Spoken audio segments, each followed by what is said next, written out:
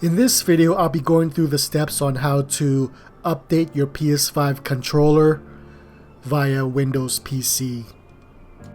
Okay, so the first thing you'll need to do is go to this website here. I'll put the link in the description. This is where we're going to download the firmware updater for Windows. So before we start, we'll just go ahead and go over the system requirements, pretty basic stuff. So Windows 10, Windows 11, and a USB port. That's basically all you need.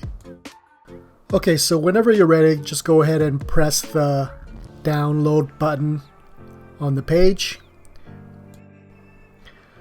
Download is done. We'll click on the file. Different languages. Okay, now the file will begin installing on the PC. Click next. Agree to the terms and services.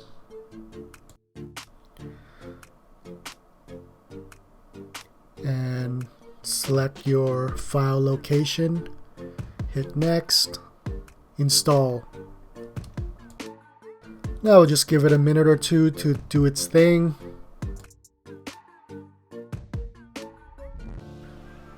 Alright, so it's done installing the program.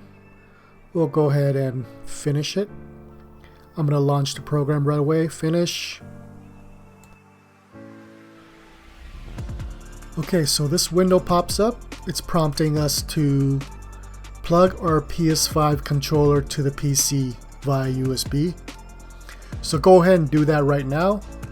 Let me find my controller and the USB cable.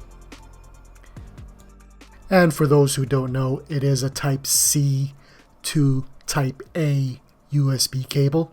The Type C, the smaller portion, goes into the controller charging port, and the USB Type A goes into the PC. Okay, my PS5 controller is plugged in, as you can hear from the sound. Just give it a few seconds to check the controller.